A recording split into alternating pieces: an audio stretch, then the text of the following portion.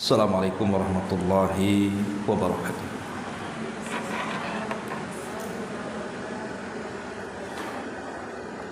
Alhamdulillah wassalatu wassalamu ala Rasulillah wa ala alihi wa sahbihi wa mawalah wa la hawla wa la quwwata illa billahi wa ba'd. Baik, kita lanjutkan kajian kita, masih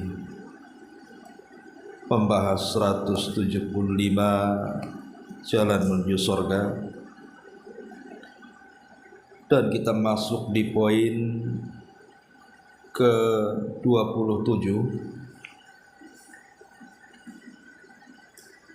tentang anjuran menggali kubur, memandikan mayat dan mengkafaninya. Baik, kita baca dulu hadisnya baru kita jelaskan.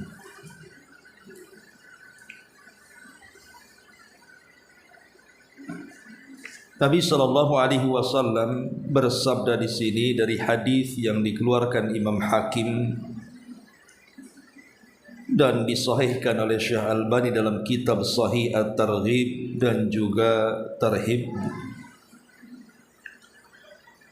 Man ghassala mayyitan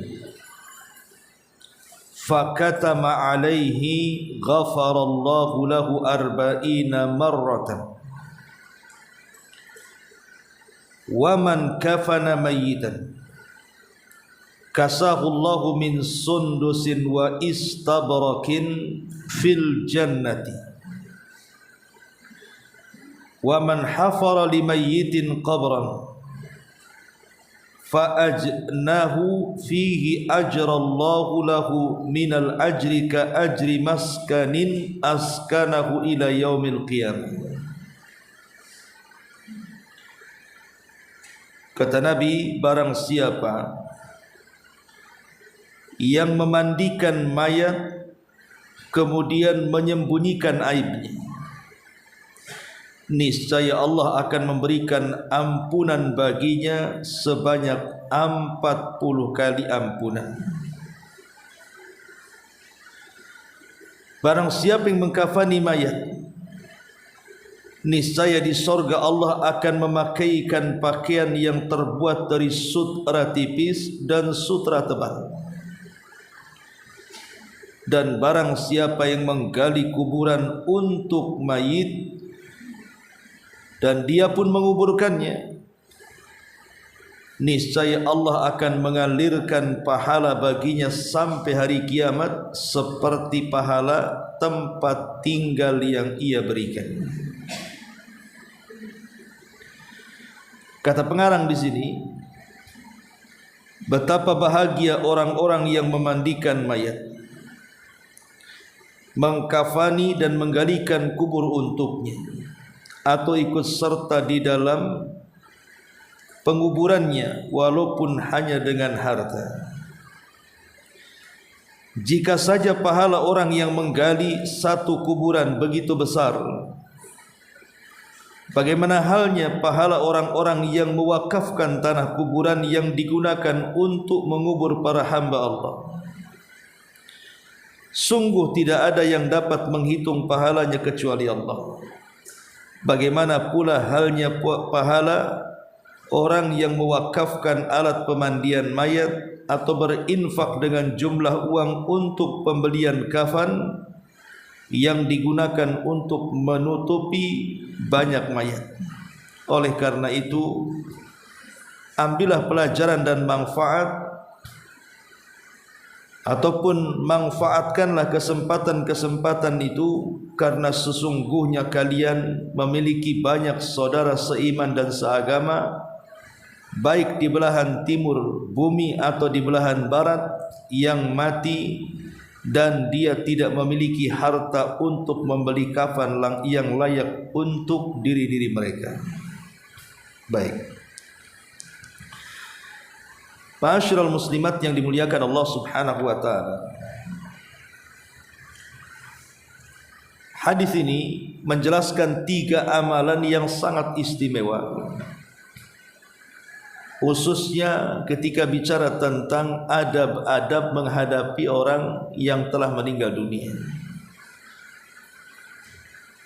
Dan 3 amalan ini memiliki pahala masing-masing yang berbeda.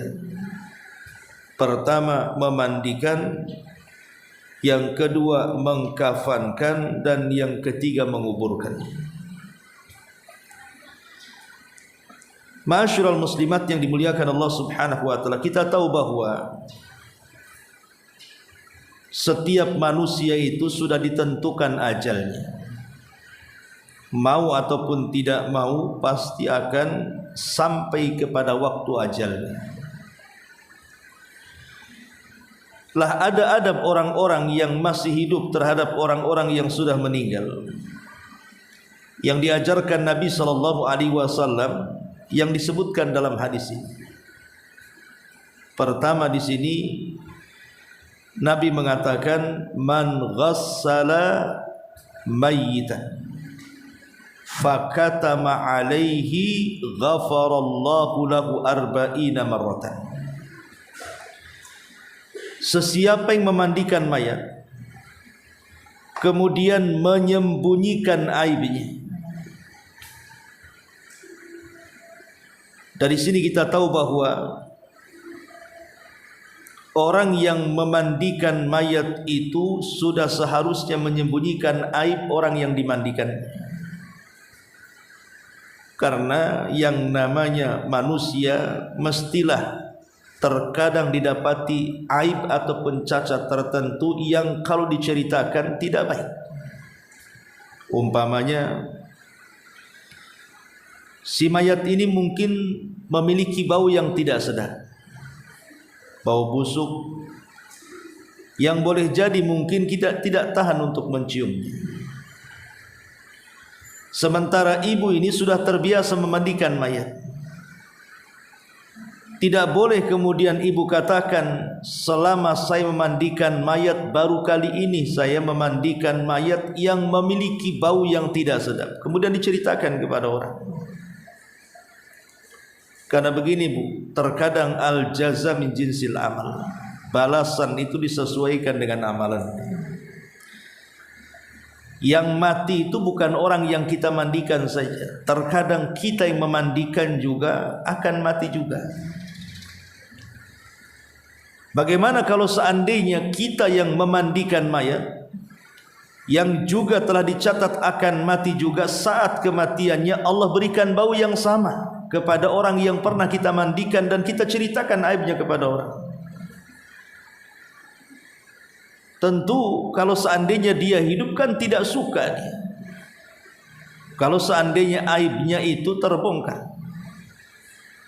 Karena bagaimanapun perlakuan kita kepada orang yang sudah meninggal itu sama seperti kita berlaku kepada dia saat hidupnya. Makanya menyakiti mayat itu dilarang kalau tidak ada unsur darurat.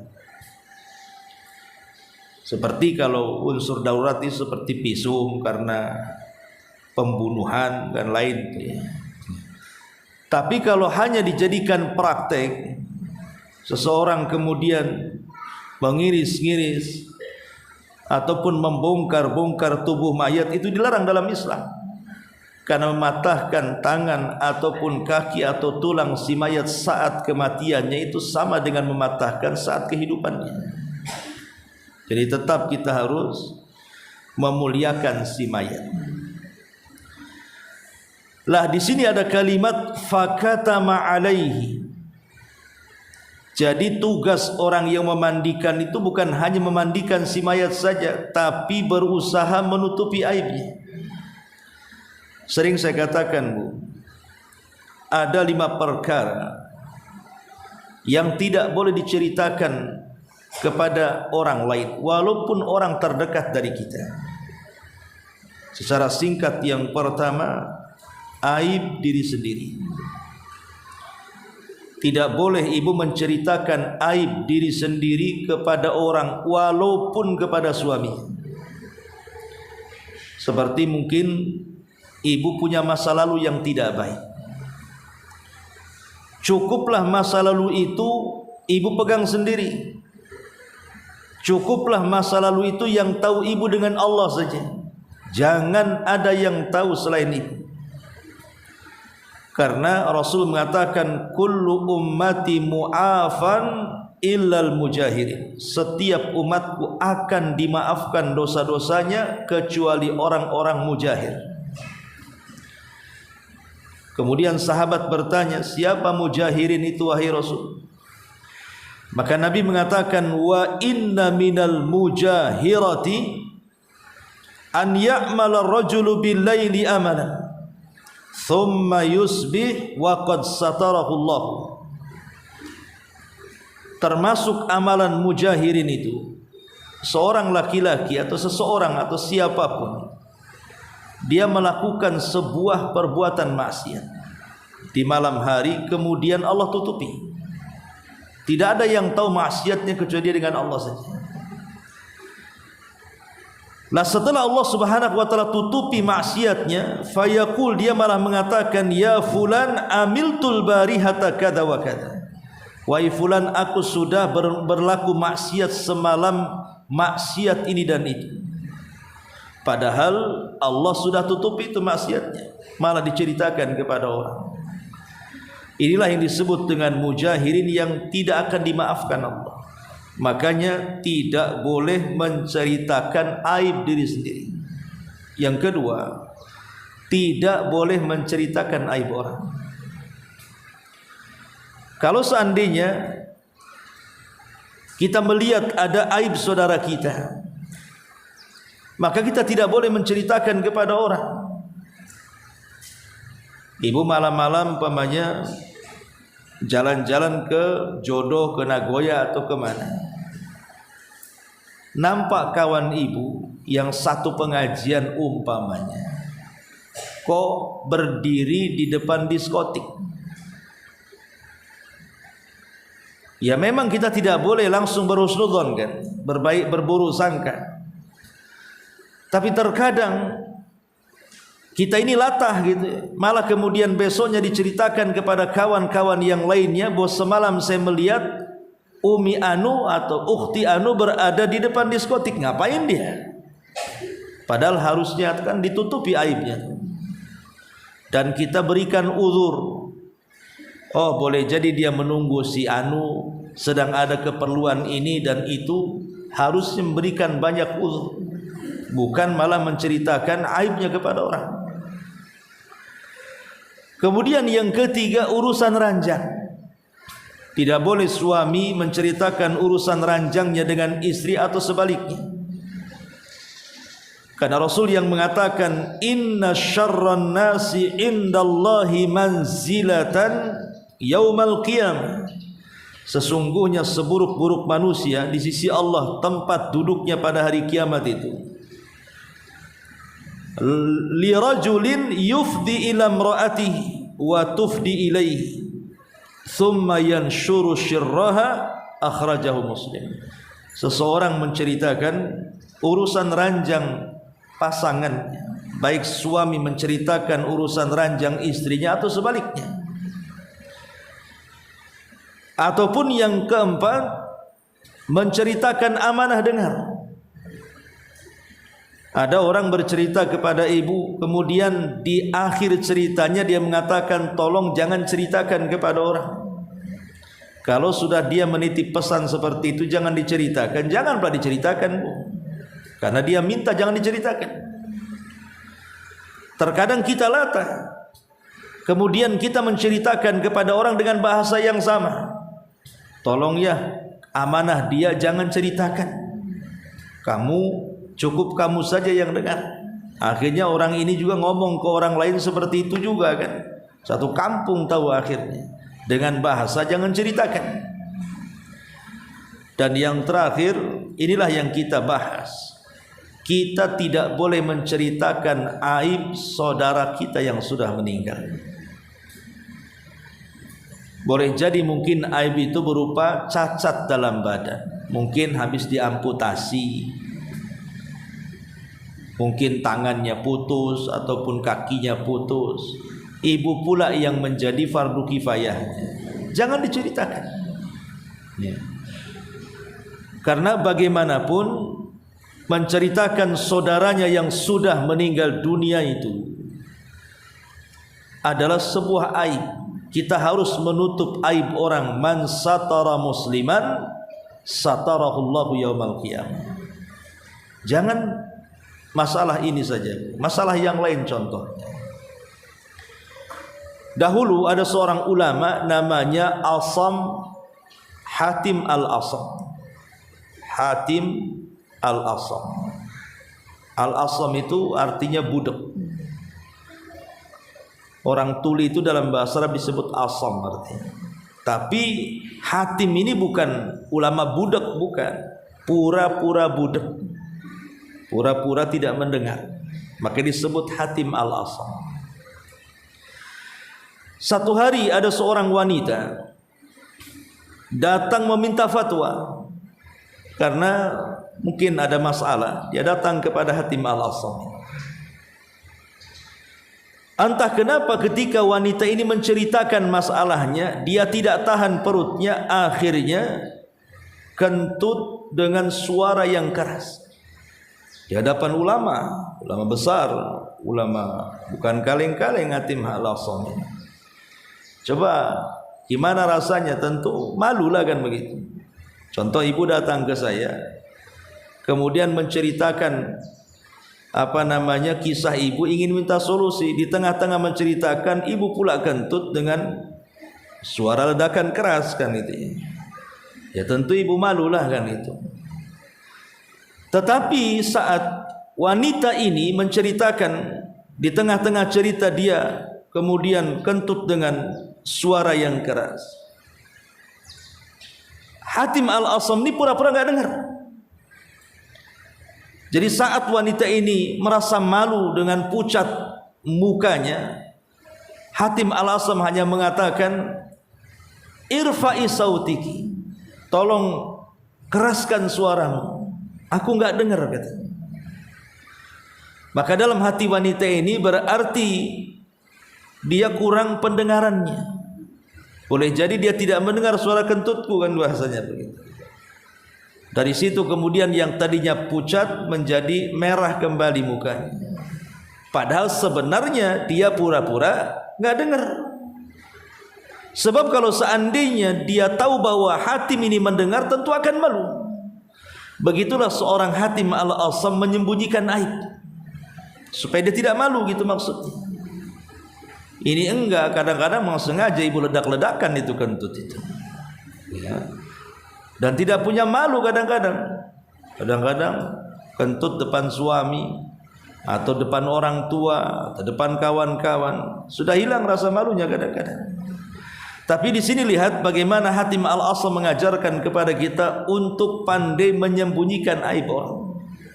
Karena bagaimanapun Rasulullah SAW mengatakan, man satara musliman fid dunya satarahullahu fid dunya wal akhirah.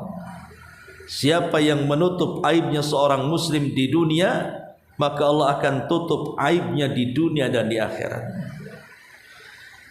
Nah, di sini Rasul mengatakan, man ghassala mayyitan fakatama alaihi.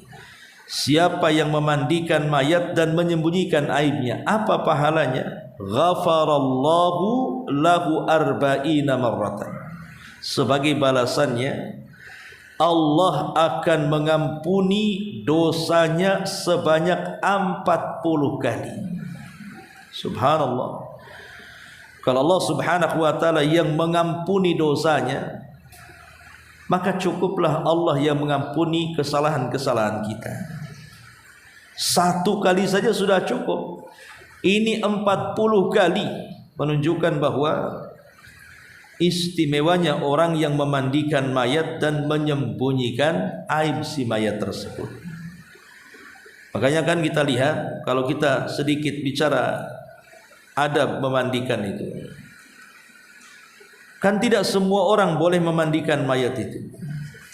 Tidak semua orang boleh memandikan mayat, tetapi ada tahapan-tahapan. Di antaranya ulama mengatakan, ketika membahas tentang syariat memandikan mayat, bahwa orang yang pantas atau layak memandikan mayat itu pertama adalah orang yang diberikan wasiat. Ketika ibu masih hidup, umpamanya ibu memberikan wasiat kepada keluarga, kalau saya yang meninggal, tolong yang memandikan jasad saya Ummu Fulan, Ummu Fulana, Ustazah Fulan, Ustazah Fulana. Kenapa? Karena biasanya orang yang berwasiat itu paham bahwa kalau dia yang memandikan saya, insya Allah aib saya tidak akan dibongkar.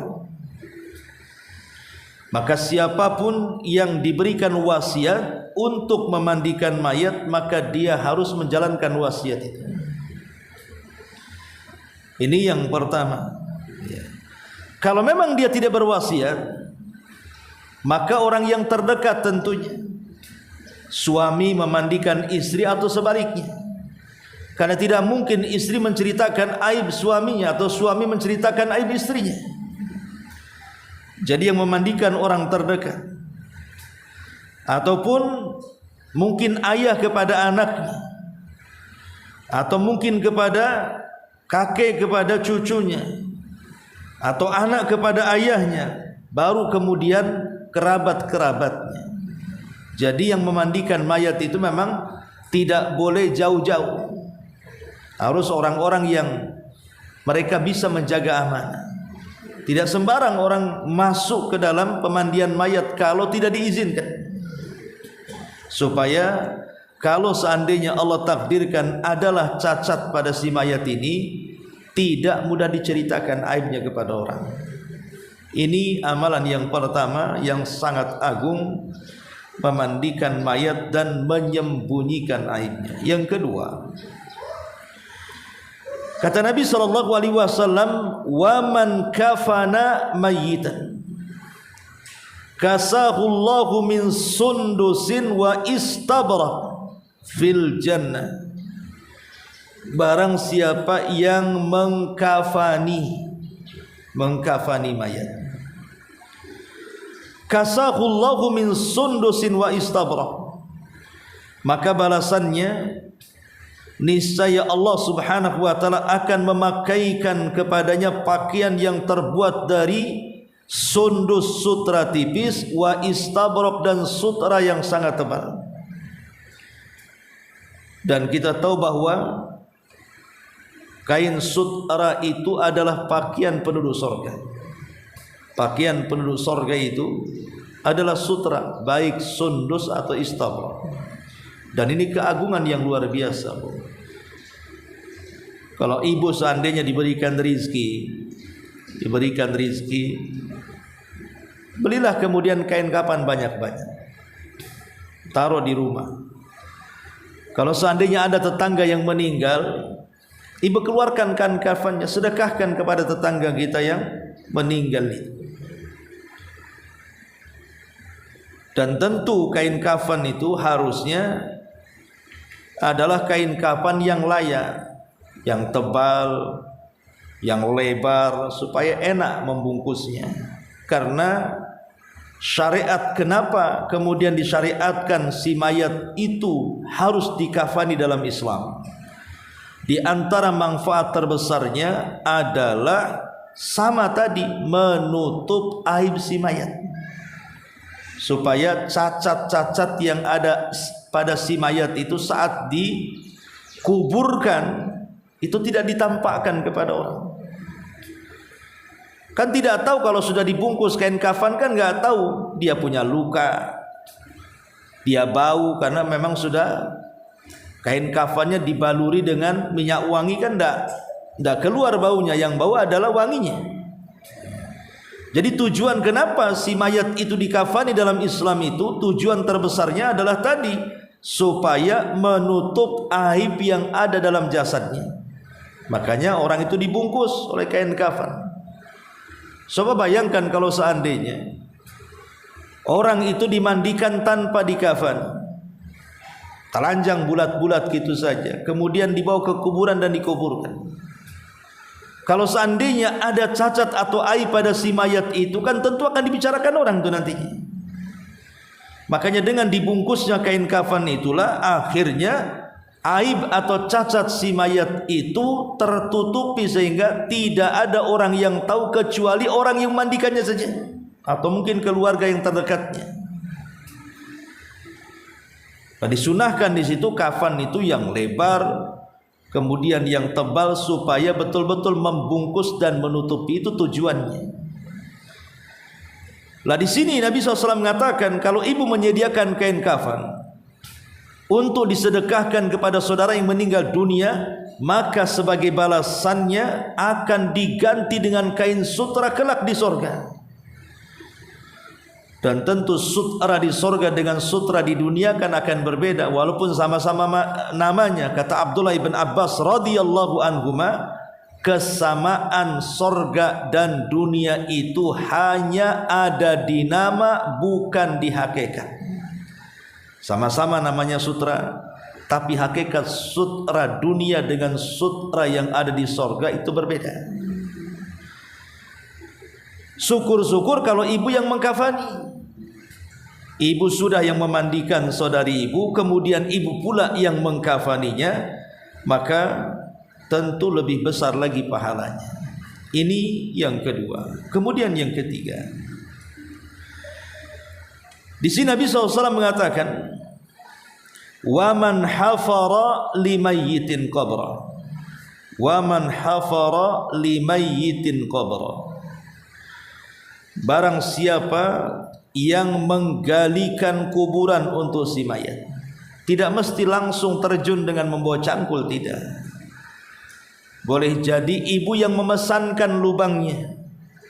Umpamanya ada saudari ibu yang meninggal, sudahlah kata ibu, saya menanggung kuburannya. Ibu telepon ke kantor yang ada di Tamiang yang jaga kuburan, pesan 1 kuburan, saya yang bayar. Itu masuk juga. Barang siapa yang menyediakan lubang kuburan atau menggali kuburan untuk si mayat, fa ajnahu fihi ajrallahu lahu minal ajri ka ajri maskanin askanahu ila yaumil qiyamah. Niscaya Allah akan mengalirkan pahalanya baginya sampai hari kiamat, seperti pahala tempat tinggal yang ia telah berikan kepada si mayat. Kalau seandainya ibu menyediakan 1 lubang kuburan untuk saudarinya, berarti ibu sudah dapat 1 istana di sorga. Kalau 2 lubang kuburan, ya 2 istana. Kalau 3 lubang kuburan, 3 istana, dan begitu seterusnya. Jadi Allah janjikan tempat yang sangat indah dari istana-istana sorga bagi siapapun yang menyiapkan lubang kuburan untuk saudarinya. Inilah 3 amalan yang luar biasa. Tapi kan tidak mungkin seorang wanita ke kuburan menguburkan, tugasnya laki-laki kan. Tetapi memungkinkan ibu membeli kuburan kan? Tidak harus datang ke kuburan. Makanya kemudian catatan dari pengarang di sini, walaupun hanya dengan harta, pamannya ibu tidak langsung memandikan, ibu yang bayar orang yang memandikan. Ibu tidak langsung mengkafani, tapi ibu membelikan kain kafannya. Ibu tidak langsung menggali dan menguburkannya, ibu yang membeli lahat kuburannya. Maka itu masuk kepada hadis ini tentang keutamaan orang-orang yang memfardu kifayahkan si mayat di sini. Ma'asyiral muslimat yang dimuliakan Allah Subhanahu wa taala. Di dalam hadis Nabi sallallahu alaihi wasallam kita tahu bahwa di antara syariat Islam ketika berhadapan dengan orang yang meninggal dunia adalah dengan cara menyegerakan. Tidak boleh kemudian mengakhir-akhirkan dalam mengurus jenazah. Kalau sudah pasti yakin bahwa dia meninggal dunia, Maka kita tidak boleh kemudian membiarkan si mayat itu dibiarkan begitu saja. Jadi harus cepat dimandikan, harus cepat dikafankan, disolatkan dan dikuburkan. Sebab ada hadis Nabi mengatakan asri'u bil janazah, segerakan kalian memfardu kifayakan jenazah itu. Sebab kalau dia orang baik, maka itu kebaikan bagi si jenazah. Berarti kalau kita lambat-lambatkan, kita zalim kepada dia. Karena ketika seseorang itu membawa mayat di atas keranda menuju tempat kuburan, maka ruh orang yang meninggal itu, kalau dia orang baik, maka dia akan mengatakan apa? Qaddimuni, qaddimuni, segerakan aku, segerakan aku. Ruhnya yang ngomong begitu, segerakan aku, segerakan aku. Sementara kita malah tidak menyegerakannya, kan zalim kepada orang yang sudah meninggal. Jadi kalau dia orang baik. Tapi kalau dia orang jahat sekalipun, maka itu sama saja meletakkan keburukan diletakkan di rumah kita. Sudah jelas dia orang jahat, ada keburukannya, malah kita senang keburukan itu diletakkan dalam rumah. Makanya Nabi SAW dengan tegas mengatakan, wa in taku salihatan, kalau memang dia orang saleh, fa khairun tuqaddimunaha ilaihi, maka kebaikan yang kau segerakan untuk dia. Tapi kalau seandainya dia orang jahat kemudian tidak disegerakan, itu namanya fasyarrun tadhauna fi riqabikum, itu sama meletakkan keburukan di leher-leher kalian. Karena ada 7 perkara, Bu, dalam kehidupan kita ini. Kita tidak boleh melambat-lambatkan. Kita tidak boleh melambat-lambatkan dalam 7 perkara. Bukan hal jenazah saja. Pertama, dalam persoalan tobat, tidak boleh melambat-lambatkan soal tobat. Kalau kita melakukan dosa, segera tobat. Jangan sampai sebelum kita bertobat kita mati. Maka dalam hal tobat kita harus menyegerakannya. Dan itu disebutkan di dalam Al-Quran, ya, tentang bersegaranya kita bertobat. Wasari'u ila maghfirati mir rabbikum, segeralah kalian meminta ampunan dari Rabb kalian. Jadi tobat itu tidak boleh dilambat-lambatkan. Ini yang pertama. Kemudian yang kedua, melaksanakan hak-hak yang memang harus segera ditunaikan. Melaksanakan hak-hak yang memang harus segera ditunaikan. Berarti umpamanya kan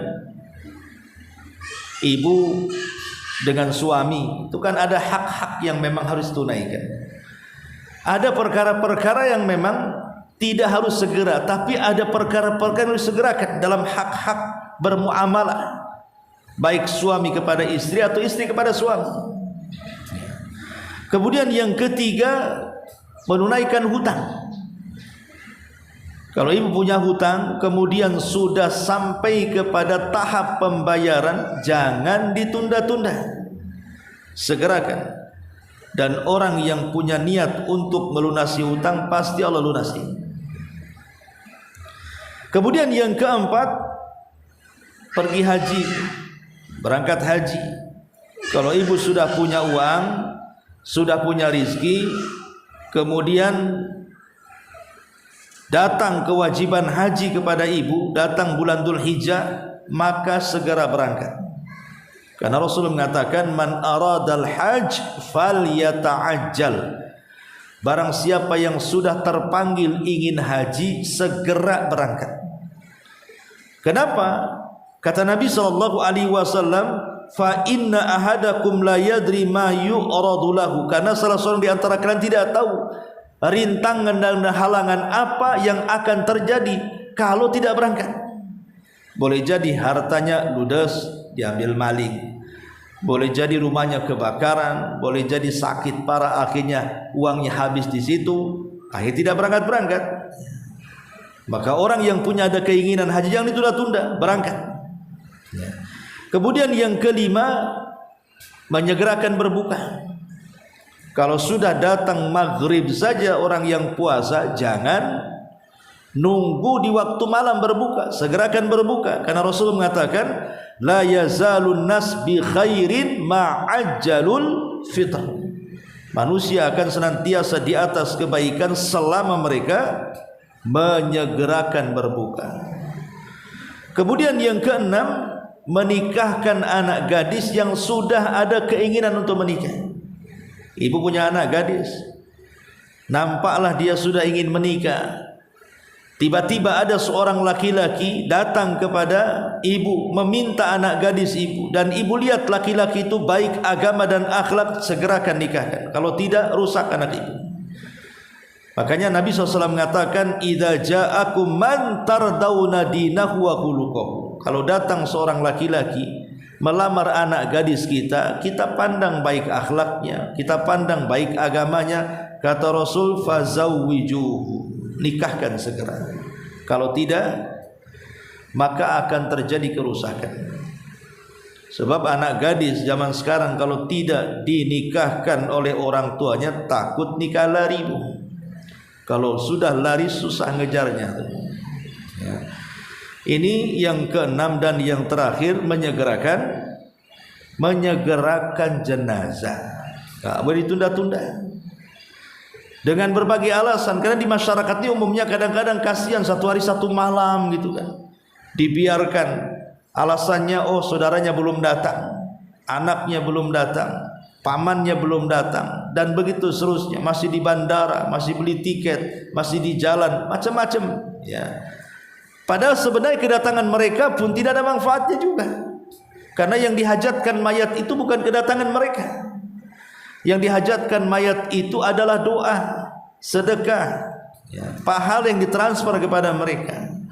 Lah ini yang dikatakan Nabi SAW, asri ubil janazah, segerakan dalam rangka memfardu kifayakan jenazah, baik dengan urusan memandikan, baik dalam urusan mengkafankan, menyolatkan, sampai kepada menguburkan. Ini yang disebutkan para ulama tentang tiga perkara dalam hadis ini. Wallahu alam. Saya kira cukup sampai di sini dulu. Sebelum saya tutup, silakan kalau ingin bertanya.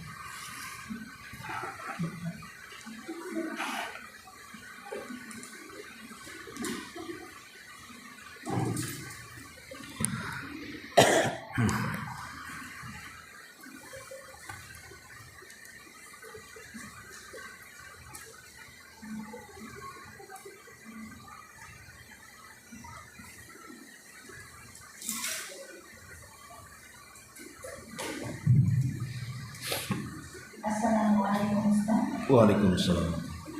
Mengenai memandikan jenazah tadi ya Ustaz, dikatakan tidak boleh menceritakan aib yang ada pada jenazah tersebut.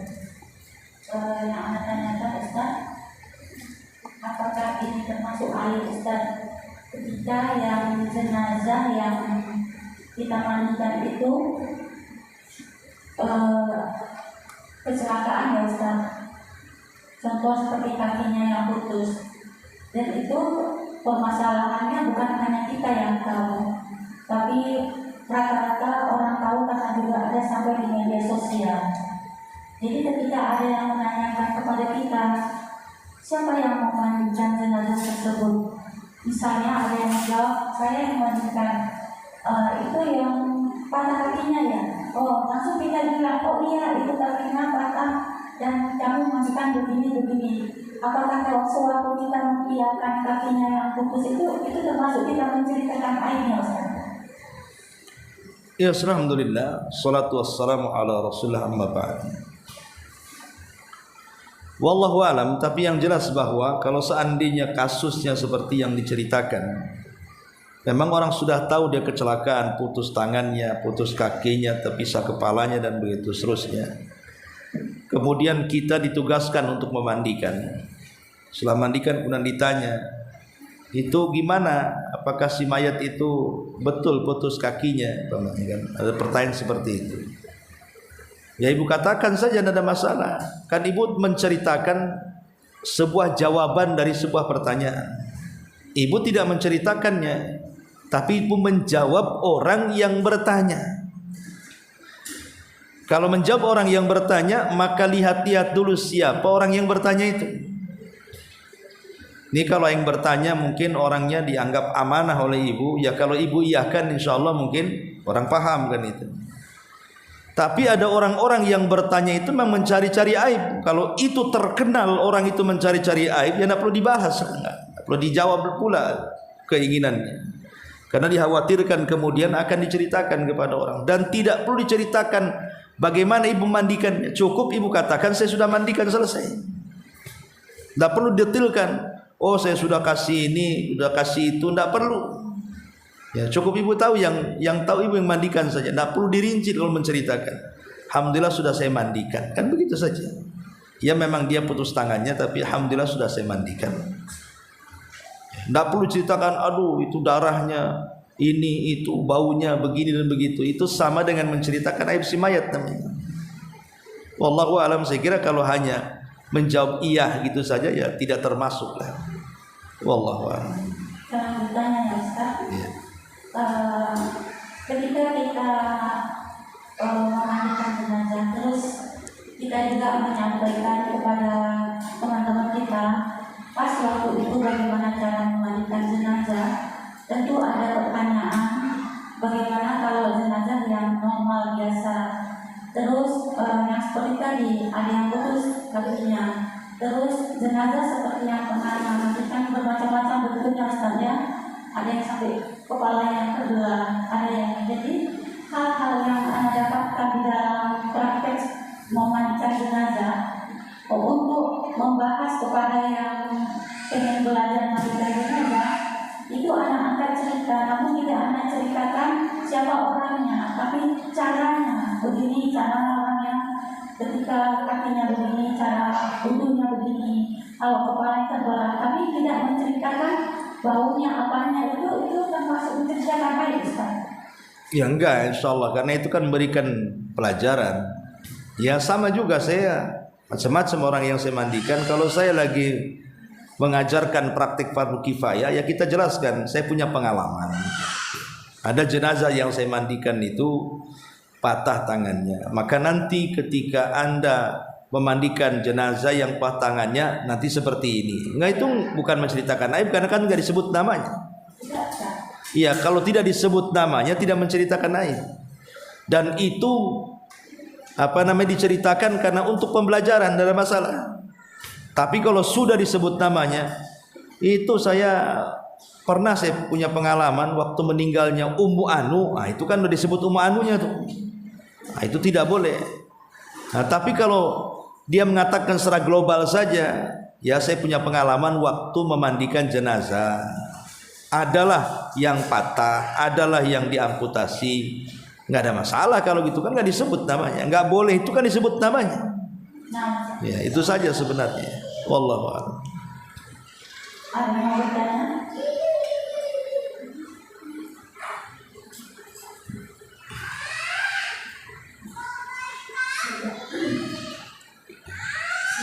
Saya baru tahu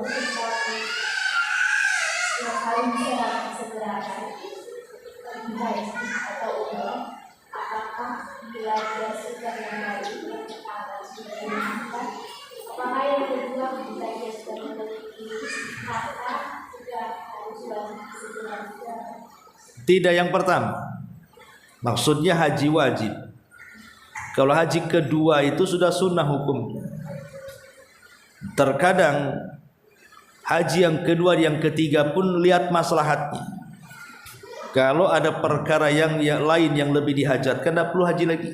Kan kewajibannya sudah gugur, sudah selesai, sempurna rukun Islamnya. Tapi kalau ada kelebihan harta, ingin haji, ya berangkat saja. Itu bagian daripada sunnah. Atau umroh. Umroh pertama ada yang mengatakan wajib, yang kedua ya sunnah kan gitu ya. Karena begini bahwa kalau memang seseorang itu ingin menambah perkara wajib dengan perkara sunnah, tentu ini sebuah kebaikan. Di zaman sahabat ada seseorang datang kepada Rasul mengatakan, "Ara'aita in shallaitul maktubah wa sumtu ramadan wa ahlaltul halala wa haramtul harama adkhulul jannah. Rasul, bagaimana pendapatmu jika aku hanya mencukupkan solat wajib saja, puasa Ramadan saja, jadi dia tidak solat sunnah, tidak rawatib, tidak duha, tidak tahajud, tidak witir, dia solat 5 waktu saja. Kemudian dia pun tidak pernah puasa, tidak Syawal, tidak Dzulhijjah, tidak Muharram, tidak Kamis, tidak Daud, tidak Ayyamul Bid, pokoknya dia hanya Ramadan saja.